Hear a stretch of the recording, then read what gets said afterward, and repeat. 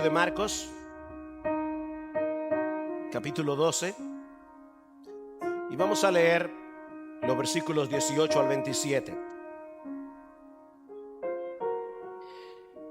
Y algunos saduceos, los que dicen que no hay resurrección, se le acercaron y le preguntaron diciendo: Maestro, Moisés nos dejó escrito, si el hermano de alguno muere y deja mujer y no deja hijo, que su hermano tome la mujer y levante descendencia a su hermano. Hubo 7 hermanos y el primero tomó esposa y murió sin dejar descendencia. Y el segundo la tomó y murió sin dejar descendencia. Y asimismo el tercero. Y así los 7, sin dejar descendencia. Y por último murió también la mujer. En la resurrección, cuando resuciten, ¿de cuál de ellos será mujer? Pues los 7 la tuvieron por mujer. Jesús les dijo: ¿No es esta la razón por la que estáis equivocados? ¿Que no entendéis las escrituras ni el poder de Dios? Porque cuando resuciten de entre los muertos, ni se casarán ni serán dados en matrimonio, sino que serán como los ángeles en los cielos. Y en cuanto a que los muertos resucitan, ¿no habéis leído en el libro de Moisés, en el pasaje sobre la zarza ardiendo, cómo Dios le habló diciendo: yo soy el Dios de Abraham y el Dios de Isaac y el Dios de Jacob? Él no es Dios de muertos, sino de vivos. Vosotros estáis muy equivocados. Si hay un tema que despierta la curiosidad y el interés de la gente, es el de la vida venidera, lo que va a suceder después de la muerte. Todo lo relacionado con ese asunto llama poderosamente la atención. ¿Hay vida después de la vida? Algunos se preguntan si hay vida antes, pero lo que mucha gente se pregunta es: ¿hay vida después de la vida? Y si la hay, ¿qué tipo de vida será? ¿Nos reconoceremos unos a otros? ¿Recordaremos las cosas que nos sucedieron aquí? ¿En qué tipo de lugar estaremos? A algunos les interesa mucho saber si vamos a comer en el cielo. Y si habrá postres, yo sé, si habrá postres en el cielo. ¿Es el cielo tan etéreo y tan intangible como se lo imaginan algunos? Un montón de personas saltando de nube en nube, vestidos de batas blancas, y el único problema es que no se te caiga el arpa. ¿Es esa la idea que la Biblia nos presenta del cielo? ¿O es más bien un lugar concreto donde tendremos una existencia fascinante, activa y plenamente satisfactoria en la presencia de Dios? ¿Y qué de las relaciones matrimoniales? ¿Habrá algún tipo de conexión entre los esposos similar a la que tenemos nosotros aquí en esta vida presente? Bueno, es en torno a esta última pregunta que gira el cuestionamiento de los fariseos en el pasaje que vamos a considerar en esta mañana en nuestra serie consecutiva en el Evangelio de Marcos. Solo que en este caso ellos no tenían ningún interés en escuchar la respuesta de Jesús, sino en desacreditarlo delante del pueblo y hacerlo quedar como un tonto. Recuerden que estamos en la semana final del ministerio terrenal de nuestro Señor Jesucristo, y más específicamente en el día martes de esa semana. Ese fue el día de las preguntas difíciles, ese fue el día de las confrontaciones. Los líderes religiosos de Israel habían determinado acabar con Jesús como diera lugar, así que se acercan grupo tras grupo tras grupo, buscando la manera de acorralar al Señor, de atraparlo con sus propias palabras. Primero llegaron los miembros del Sanedrín, cuestionándolo sobre su autoridad, pero ya vimos hace unas semanas atrás que quedaron muy mal parados. Luego llegaron los fariseos y los herodianos para cuestionarlo sobre el pago de los impuestos, un tema candente y peligroso en aquellos días, pero como vimos la semana pasada, tampoco pudieron salirse con la suya. Una breve respuesta de Jesús fue suficiente para eliminar a sus adversarios. Pero esta gente no se cansa. Estos hombres no soportaban la idea de que la popularidad de Jesús pareciera estar por encima de la suya. Ellos eran los líderes religiosos y políticos de la nación. Ellos eran los hombres de influencia. Ellos eran los que parecen tener una mejor preparación bíblica y teológica. Pero entonces de repente aparece Jesús en el escenario de Israel, un hombre que no había recibido ningún tipo de preparación formal en ninguna escuela rabínica de su tiempo, y muy prontamente parece haber volcado toda la atención del pueblo sobre él. Así que si querían preservar su posición de influencia, ellos no tenían más alternativa que acabar con Jesús, o al menos destruir su popularidad, como intentan los fariseos, los saduceos, aquí, a través de una historia absurda y cuestionándolo sobre el tema de la resurrección para dejarlo en ridículo delante de la gente. Vamos a dividir este pasaje en una forma muy similar a como lo hicimos con el pasaje anterior.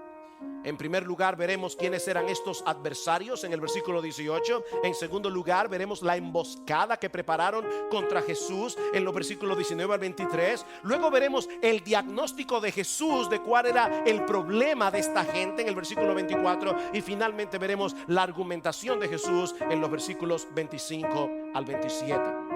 Para poder comprender este pasaje necesitamos conocer un poco acerca de los saduceos. Dice Marcos en el capítulo 3 versículo 18: y algunos saduceos se acercaron a Jesús. Esta era una pequeña secta elitista conformada mayormente por sacerdotes, comerciantes prósperos y aristócratas en Israel. Y aunque eran pocos en número, tenían una gran influencia política y religiosa en la nación. Ellos estaban en el tope de la pirámide de la estructura social en Israel en el tiempo de Jesús. Probablemente si hubieras tenido la oportunidad de hospedarte en algún hotel o en algún hostal, un bed and breakfast en la ciudad de Jerusalén en los días de Jesús, en la mesita de noche hubieras encontrado una revista Forbes o The Economist con una foto de un saduceo en la portada.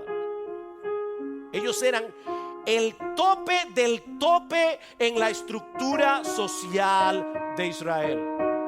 Por supuesto, al igual que los herodianos, los saduceos apoyaban al imperio romano, porque durante la dominación extranjera ellos habían obtenido muchos beneficios económicos. Ellos dominaban la vida del templo, ellos ejercían mucho control en el Sanedrín. De hecho, precisamente porque el centro de su poder giraba en torno al templo de Jerusalén, cuando el templo fue destruido en el año 70 después de Cristo, los saduceos perdieron toda su influencia y terminaron desapareciendo por completo de la historia de Israel hasta el día de hoy.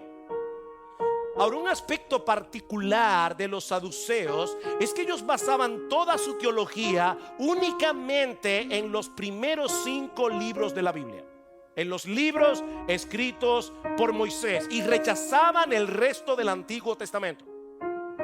Ellos eran expertos en el Pentateuco: Génesis, Éxodo, Levítico, Número, Deuteronomio. Eran los teólogos liberales, eran los racionalistas de aquellos días. Decían creer en Dios, pero al mismo tiempo no aceptaban nada que fuera sobrenatural.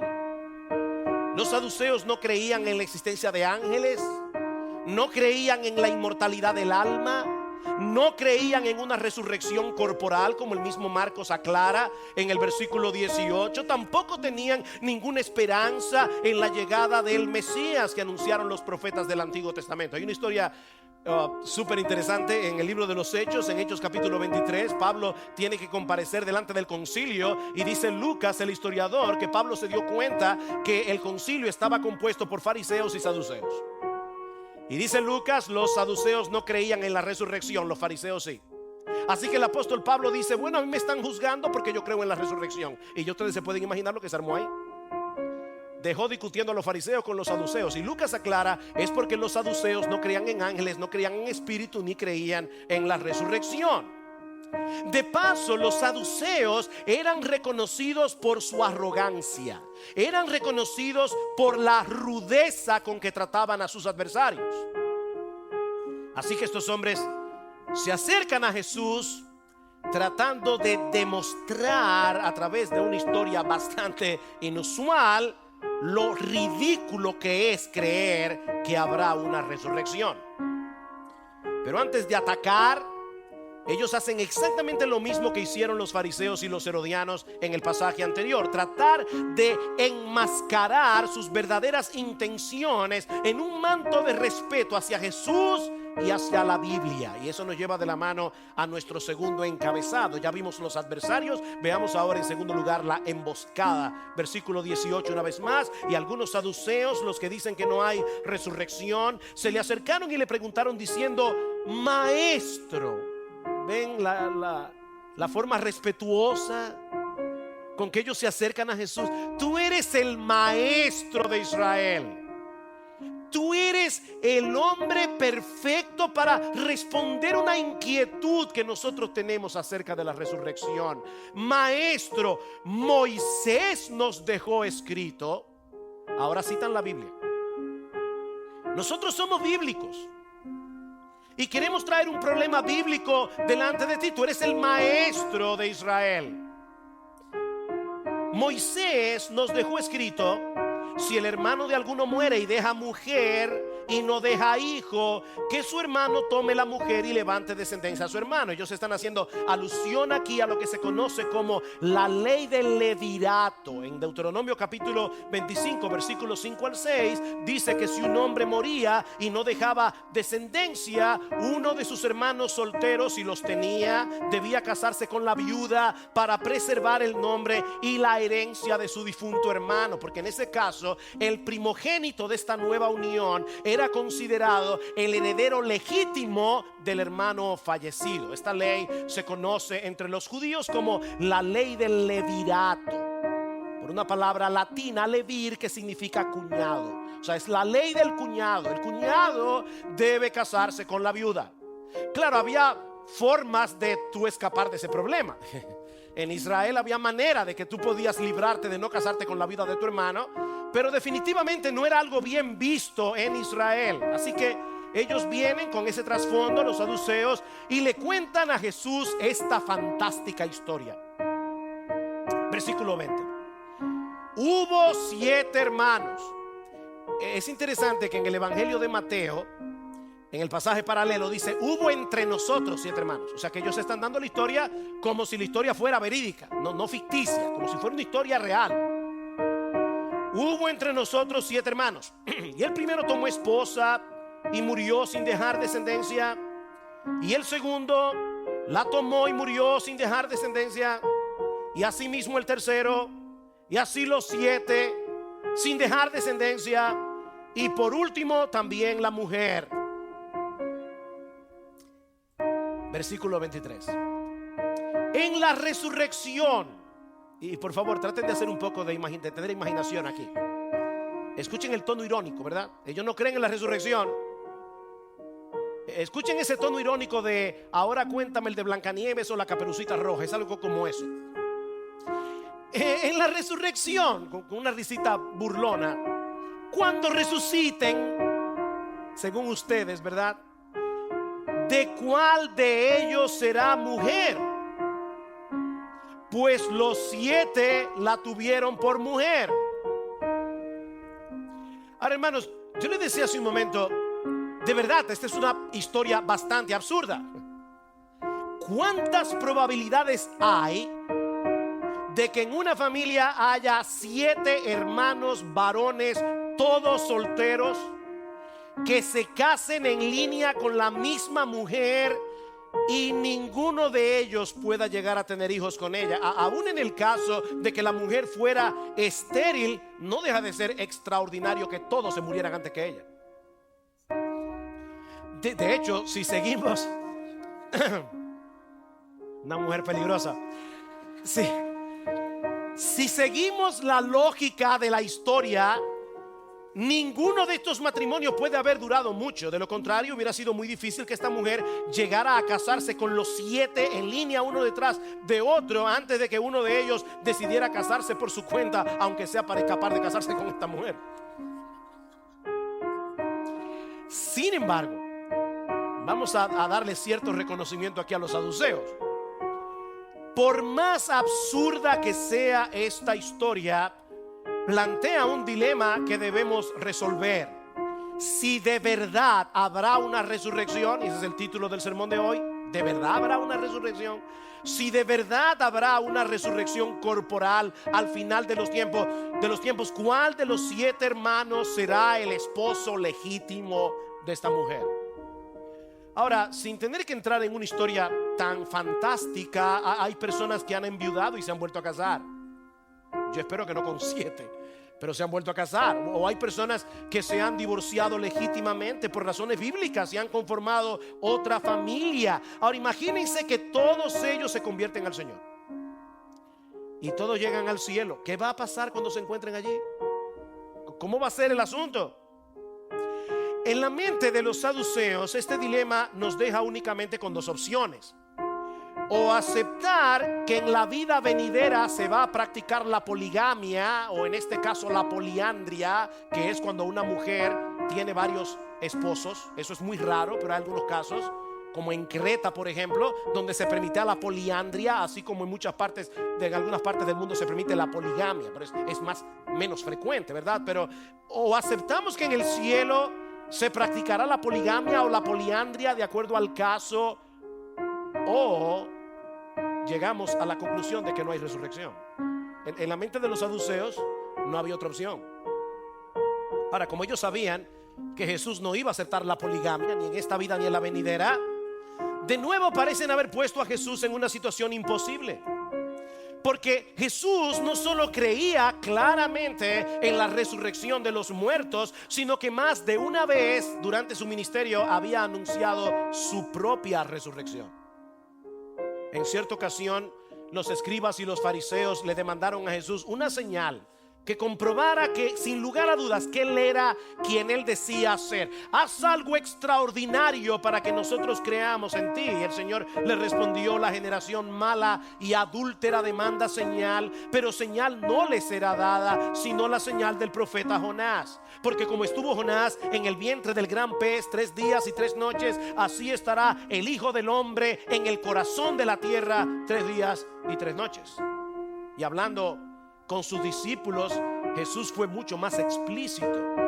¿Recuerdan en Cesarea de Filipo cuando el apóstol Pedro reconoció que Jesús es el Cristo, el Hijo del Dios viviente? Dice en Marcos capítulo 8 versículo 31 que inmediatamente Jesús comenzó a enseñar a sus discípulos que Él debía padecer muchas cosas y ser rechazado por los ancianos, por los principales sacerdotes y los escribas, y ser muerto y después de 3 días resucitar. Y luego repite la misma idea en Marcos 9:9, en Marcos 9:31, en Marcos 10:33 y 34, una y otra vez la misma enseñanza: yo voy a resucitar de los muertos. Es por eso que la resurrección es una doctrina fundamental de la fe cristiana, como dice Pablo en 1 Corintios capítulo 15. Porque si no hay resurrección, tampoco Cristo resucitó. Y si Cristo no resucitó, Él era un farsante, nuestra fe no tiene sustancia y el evangelio que nosotros proclamamos es una mera ilusión. De manera que este ataque de los saduceos iba dirigido contra una de las columnas en las que se sostiene el cristianismo. Si Cristo no resucitó, su muerte en la cruz no significó nada. No hay perdón de pecados, no hay redención, no hay esperanza. Como dice Pablo en 1 Corintios capítulo 15 versículo 32: si todo lo que tenemos es esta vida, entonces comamos y bebamos, que mañana moriremos. Disfruta todo lo que puedas mientras puedas, porque la muerte le pone punto final a nuestra existencia humana. ¿No es eso lo que mucha gente cree en el día de hoy? Mis hermanos, ¿no es así como mucha gente vive? Venimos de la nada y hacia la nada vamos. Así que nada importa excepto el placer y las experiencias que podamos acumular en esta vida pasajera. El que tenga más juguetes gana. Es así como mucha gente vive. ¿Y saben qué, mis hermanos? Esta filosofía de vida sería del todo correcta si no hubiera resurrección. Pero hay resurrección. Y eso es precisamente lo que el Señor Jesucristo va a probar en este pasaje. Pero antes de probar bíblicamente que los saduceos estaban equivocados, Cristo quiere hacerle un diagnóstico a estos hombres. ¿Cuál es el problema de estos hombres? Y eso nos lleva al tercer punto, el diagnóstico, versículo 24. Jesús les dijo: ¿no es esta la razón por la que estáis equivocados? Que no entendéis las escrituras ni el poder de Dios. ¿Saben, saduceos, por qué ustedes están tan extraviados en su forma de pensar? Porque hay dos cosas que ustedes no entienden: ni la palabra de Dios ni el poder de Dios. Esa es la fuente de todos vuestros errores. Porque si se extravían en ese punto, se van a extraviar en todo lo demás. Ahora, estos hombres leían las escrituras. Ellos conocían perfectamente, por lo menos, los libros de Moisés. Ellos escuchaban las escrituras continuamente en el templo, pero no las entendían de una forma apropiada. Y al no poder entender las escrituras, tampoco podían entender el poder de Dios, porque una cosa está conectada con la otra. Es por medio de lo que Dios nos ha revelado de sí mismo en su palabra que nosotros podemos conocer quién es Dios, que nosotros podemos conocer los atributos de Dios, incluyendo el hecho de que Él es omnipotente, que Él es todopoderoso. Sí, la creación nos muestra en una forma clara y evidente el poder y la sabiduría de Dios, pero es por medio de la Biblia que podemos interpretar adecuadamente cómo es que operan ese poder y esa sabiduría en todo lo que Dios hace. De manera que la Biblia testifica e interpreta el poder de Dios. Testifica del poder de Dios, pero nos interpreta el poder de Dios. ¿Con qué propósito es que Dios hace ese despliegue de su poder en la creación y en todo lo que hace? Mis hermanos, estos hombres creían en el libro del Génesis. Si Dios hizo el mundo en 6 días, de la nada, con el poder de su palabra, ¿no puede resucitar a un muerto? Ustedes no entienden la Biblia ni entienden el poder de Dios. Si no miramos la vida a través del lente de las escrituras y del poder de Dios, mis hermanos, tendremos una perspectiva muy distorsionada de la realidad. Estamos viendo la vida con un lente equivocado. Mi amigo, déjame decirte algo. Tú llegaste ayer a este mundo. Tú llegaste ayer y no tienes toda la información que necesitas para interpretar correctamente la vida y mucho menos la vida venidera. Te falta información, te faltan piezas para armar el rompecabezas de la realidad. Tienes una visión muy corta, tienes una visión muy limitada. Mi amigo, todos nosotros necesitamos el manual del fabricante. Necesitamos el manual del fabricante. Es la Biblia la que nos da los lentes correctos para interpretar la vida. Me encanta cómo lo dice C.S. Lewis, el autor de las Crónicas de Narnia. Lewis decía: yo creo en el cristianismo como creo que el sol sale por la mañana. No solo porque lo veo, sino porque a través del sol lo veo todo. Yo no solamente creo que el sol está allí porque lo veo salir cada mañana, es porque a través de la luz del sol es que yo puedo ver todo lo demás. Mis hermanos, necesitamos la cosmovisión que Dios nos provee en su palabra para poder entender la vida, por qué el mundo está como está, cuál es la solución provista por Dios, qué hacemos nosotros aquí, cuál es el propósito de nuestra existencia, qué va a pasar ese segundo después cuando mi corazón deje de latir. Necesitamos una información que Dios tiene que dárnosla en su palabra. Dice el salmista que es en la luz de Dios que nosotros veremos la luz. En tu luz veremos la luz, dice el Salmo 36, versículo 9. Así que, mi amigo, si tú decides echar a un lado la revelación del Dios que creó todas las cosas, de ese Dios que te colocó a ti en este tramo de tiempo y de espacio, andarás a tientas y en tinieblas, probando una teoría hoy y otra teoría mañana, algo que pueda darle sentido a tu existencia en este mundo. Oh, cómo recuerdo ese tiempo cuando no conocía al Señor, cuando no conocía su palabra. Cuánta turbación en mi mente, cuánta turbación. ¿Qué hago aquí? ¿Cuál es el propósito de mi existencia?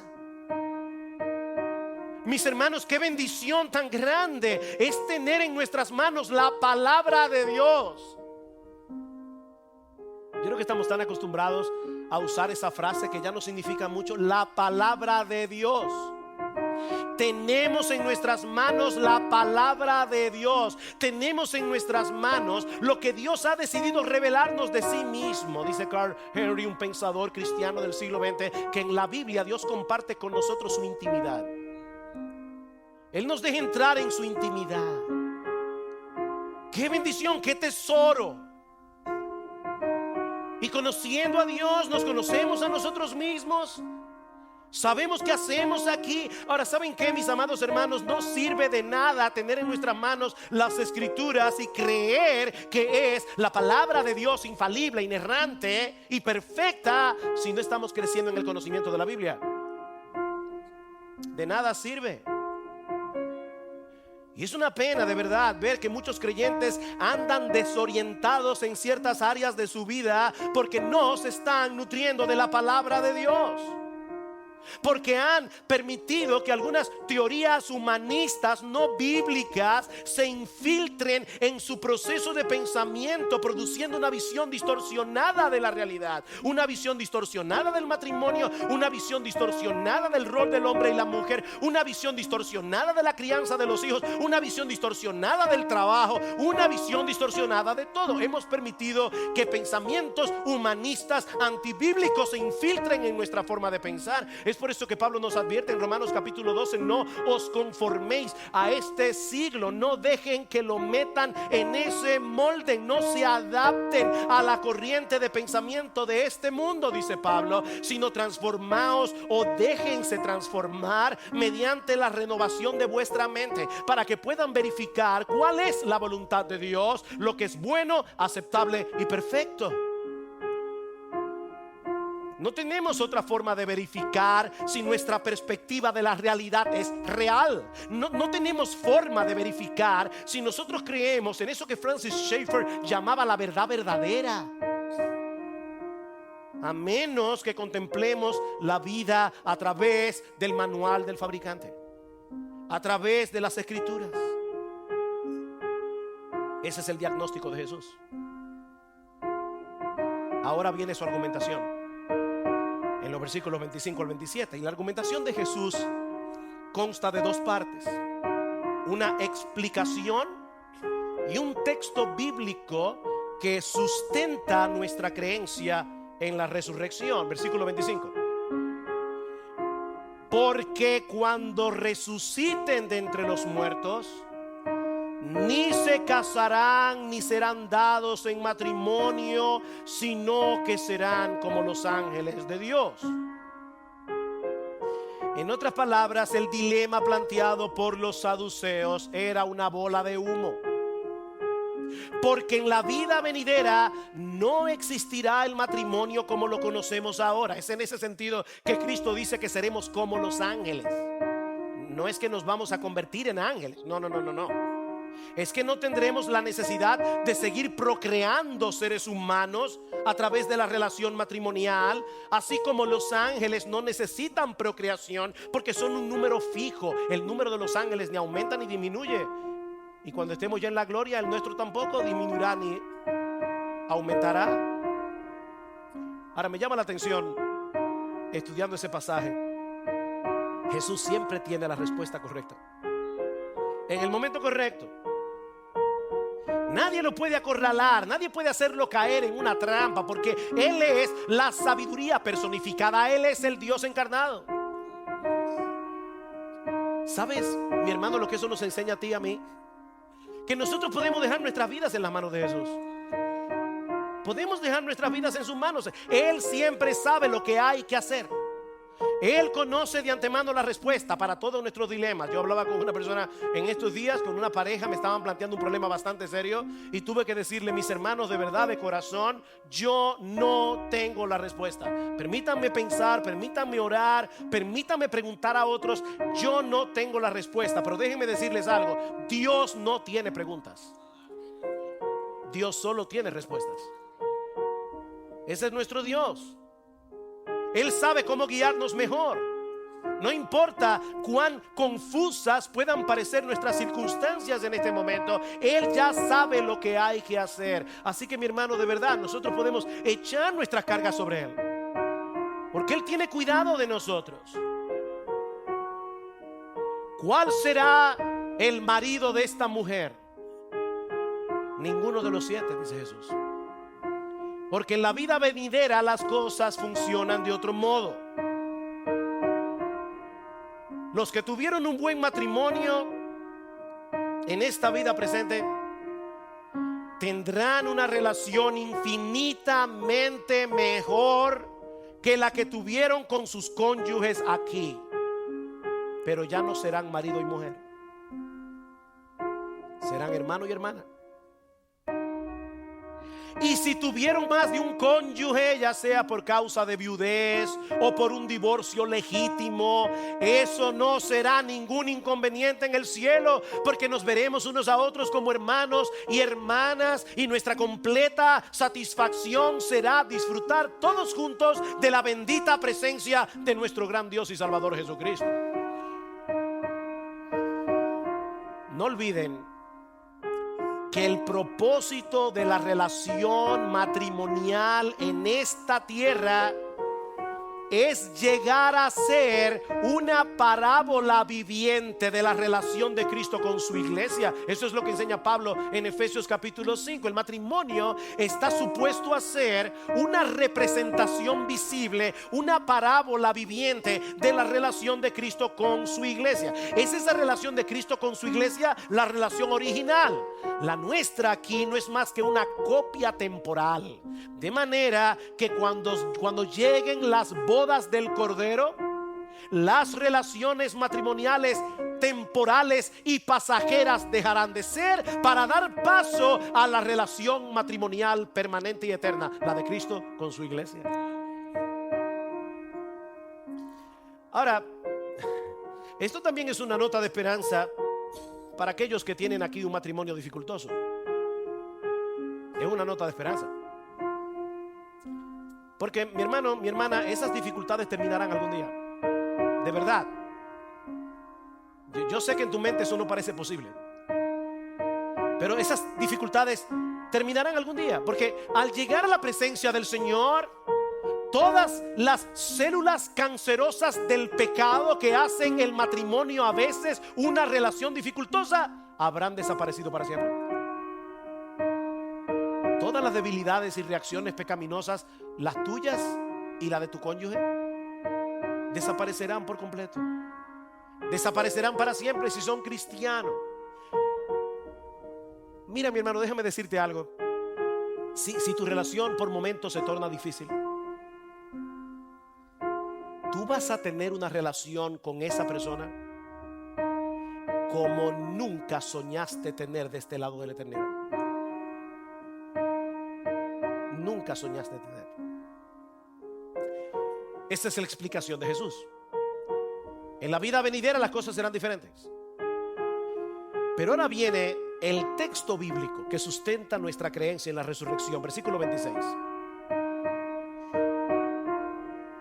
Y en cuanto a que los muertos resucitan, ¿no habéis leído en el libro de Moisés, en el pasaje de la zarza ardiendo, cómo Dios le habló diciendo: yo soy el Dios de Abraham y el Dios de Isaac y el Dios de Jacob? Él no es Dios de muertos sino de vivos. Recuerden, mis hermanos, si había algo de lo que estos hombres se jactaban, era de conocer el Pentateuco. Supuestamente ellos eran los expertos en los primeros 5 libros de la Biblia escritos por Moisés. Y ahora Jesús le pregunta: ¿Ustedes no leyeron ese capítulo 3 del libro de Éxodo? Yo recuerdo cuando yo comencé a leer la Biblia por primera vez siendo un nuevo creyente, cuando llegué a este pasaje de los evangelios, específicamente en el evangelio de Mateo, este pasaje fue para mí un dolor de cabeza, porque yo no podía entender por qué el Señor usó ese texto para probar la doctrina de la resurrección, si en el Antiguo Testamento hay pasajes que lo enseñan más claramente. Porque ese es un pasaje que necesita cierta argumentación. Y yo decía, ¿por qué Jesús citó ese texto? Por ejemplo, en el Salmo 49, versículo 15 dice: Dios redimirá mi vida del poder del Seol, porque Él me tomará consigo. El salmista está diciendo, yo sé que después de la muerte Dios me tomará consigo. Salmo 73, versículo 24: me has guiado según tu consejo y después me recibirás en gloria. ¿Qué puede ser más claro? Después me recibirás en gloria. Lo mismo se enseña en Oseas capítulo 6 versículo 1, en Isaías capítulo 26 versículo 19. Ahora, uno de los textos que más me encantan del Antiguo Testamento es el de Daniel capítulo 12. En Daniel capítulo 12 dice claramente que los muertos serán despertados, unos para vida eterna, otros para vergüenza y confusión perpetua. Los entendidos resplandecerán como el resplandor del firmamento, y los que enseñan la justicia a la multitud como las estrellas a perpetua eternidad. Wow, qué promesa para aquellos que enseñan la palabra. Habrá una resurrección. Sin embargo, Jesús, en su sabiduría, decide citar otro pasaje. Decide citar un pasaje que se encuentra precisamente en uno de los libros que los saduceos aceptaban como autoritativos. En otras palabras, él está peleando esta batalla en el terreno de ellos. Él está argumentando precisamente con la parte del Antiguo Testamento que ellos decían conocer al pie de la letra. En el pasaje de la zarza ardiente, un evento sobrenatural, por cierto, Dios se le aparece a Moisés en Éxodo capítulo 3 versículo 6 y le dice a Moisés: yo soy el Dios de Abraham, yo soy el Dios de Isaac, yo soy el Dios de Jacob. Ahora, esos tres patriarcas habían muerto hace cientos de años. Cientos de años. Si la vida de ellos hubiera terminado con la muerte, lo correcto habría sido decir: yo fui el Dios de Abraham. ¿Ven el punto? Yo fui el Dios de Abraham, yo fui el Dios de Jacob. Cuando ellos estaban vivos, yo era su Dios. Ellos eran mi pueblo. Yo cuidé de ellos, yo velé por ellos. Pero eso ya pasó hace cientos de años atrás. Yo era el Dios de ellos. Pero eso no es lo que Dios le dice a Moisés. Lo que Dios le dice a Moisés es: yo soy. Aún ahora, muchos años después de la partida de ellos de este mundo, el Dios de Abraham, de Isaac y de Jacob, yo sigo siendo el Dios de ellos, y ellos siguen teniéndome a mí por Dios, porque ellos están ahora más vivos que nunca. Ellos continúan alabando y adorando al Cordero, al Dios vivo y verdadero, porque todos ellos están en la presencia de Dios. Nuestro Dios no es un Dios de muertos, Él es un Dios de vivos. Los cadáveres en el cementerio no pueden tener una relación con Dios, pero las almas de aquellos que murieron en Cristo están vivas en su presencia, esperando el día glorioso de la resurrección. Y no pude dejar de pensar, preparando este mensaje, en todos los hermanos y hermanas de nuestra iglesia que ya se nos adelantaron. Hermanos y hermanas de nuestra iglesia, entre ellos mis propios padres, que ya están en la presencia del Señor. Sí, su recuerdo nos trae tristeza porque los echamos de menos, pero esa tristeza debe ser moderada, porque lo cierto es que todos ellos están mejor que nunca,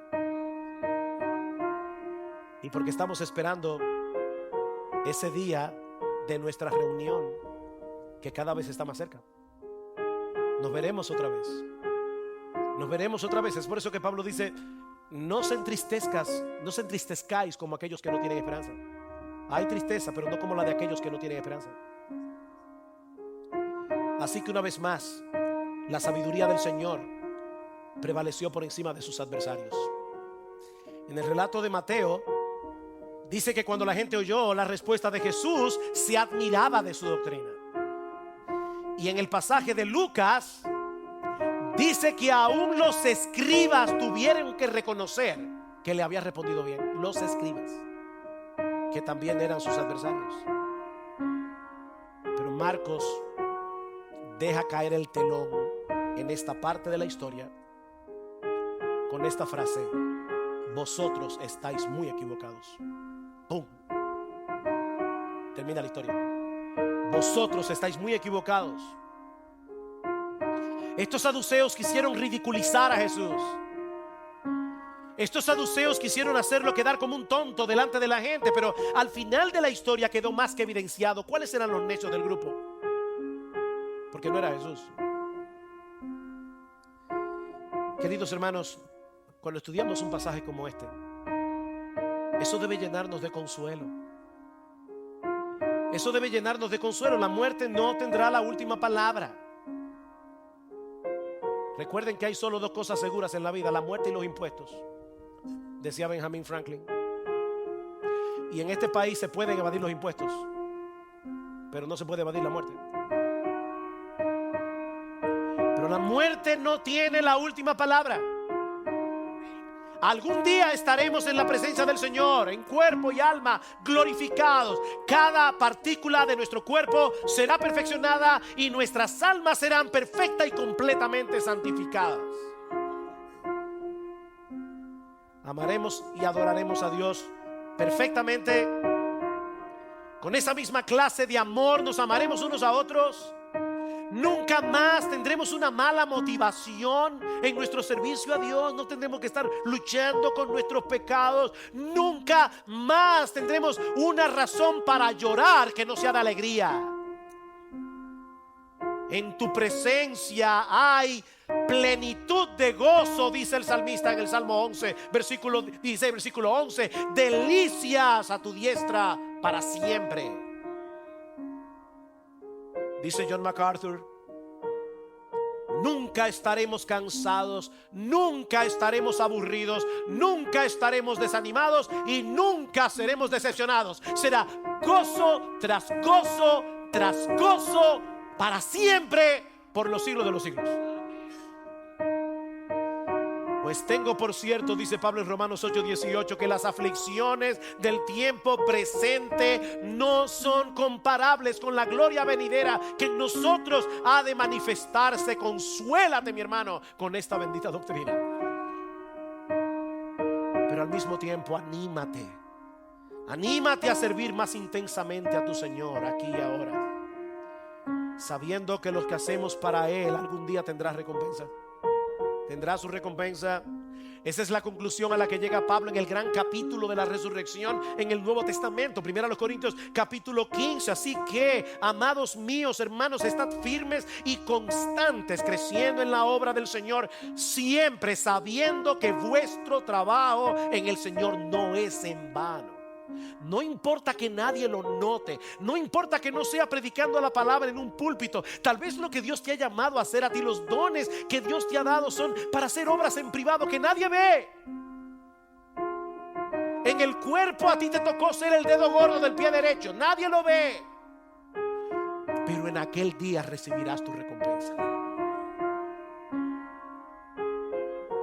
No vivamos como los saduceos, mis hermanos, como si esta vida fuera todo lo que hay, porque no es así. ¿Tú crees que habrá una resurrección? ¿De verdad tú crees que esta vida es temporal y pasajera y que aquella es eterna? Porque si es así, mi hermano, comienza a hacer tesoros en los cielos. Haz tesoros en los cielos. Yo sé que estas palabras de Colosenses 3 son sumamente conocidas en esta iglesia y en muchas iglesias cristianas, pero yo te pido que por favor las escuches como si nunca antes las hubieras escuchado. Todo lo que hagáis, hacedlo de corazón, como para el Señor y no para los hombres, sabiendo que del Señor recibiréis la recompensa de la herencia, porque a Cristo el Señor servís. Ayer hablábamos, Gloria y yo, del tribunal de Cristo, Dice Pablo que todos compareceremos ante el tribunal de Cristo, y algunos tendrán recompensas mayores. Para esa recompensa es una mayor capacidad de darle más gloria a Cristo. No es que tú vas a tener 10 millones de dólares y este va a tener 5 millones de dólares. O sea, no lo ves de esa manera. Es una mayor capacidad.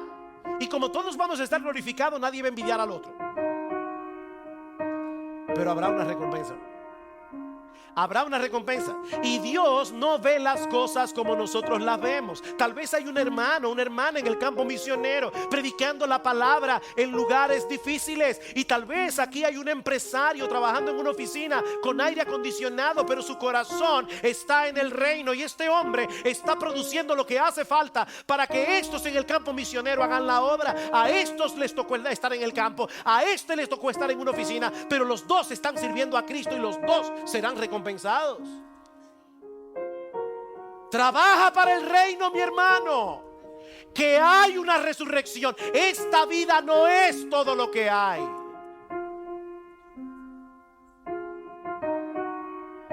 Seremos recompensados cuando estemos en cuerpo y alma en la presencia del Cordero, y echaremos nuestras coronas a sus pies, reconociendo que fue por su gracia que hicimos lo que hicimos. Y le diremos al Cordero: tú mereces la gloria. Tú mereces la gloria. Y mi amigo, si tú estás aquí sin Cristo en esta mañana, es mi deber decirte que la doctrina bíblica de la resurrección no es una buena noticia para todos. El mismo Jesús enseñó en Juan capítulo 5 versículo 29 que así como habrá una resurrección para vida, mi amigo, también habrá una resurrección para condenación. Todos van a resucitar, pero no todos estarán en el mismo estado. Como dice Daniel, el texto que leímos: unos para vida eterna, otros para vergüenza y confusión perpetua. Mi amigo, ¿dónde estarás tú en aquel día? ¿Dónde estarás tú? Recuerda, nuestro Dios no es un Dios de muertos. Él es un Dios de vivos. Y la Biblia dice claramente que la vida espiritual y verdadera solo se encuentra en Cristo. La vida espiritual y verdadera solo se encuentra en Cristo. Yo soy el camino y la verdad y la vida. Nadie viene al Padre sino por mí. Este es el testimonio, dice Primera de Juan, que Dios nos ha dado vida eterna, y esta vida está en su Hijo. El que tiene al Hijo tiene la vida. El que no tiene al Hijo de Dios no tiene la vida. Ven a Cristo, mi amigo, y ven ahora. Abrázalo por medio de la fe y el arrepentimiento, y el Dios vivo y verdadero a partir de hoy será tu Dios para siempre, por los siglos de los siglos. Él nos guiará aún más allá de la muerte, dice el salmista. Oh, que Dios bendiga abundantemente su palabra, y que la gracia de Dios esté sobre nosotros hoy y en el resto de esta semana, meditando en estas preciosas verdades de su palabra.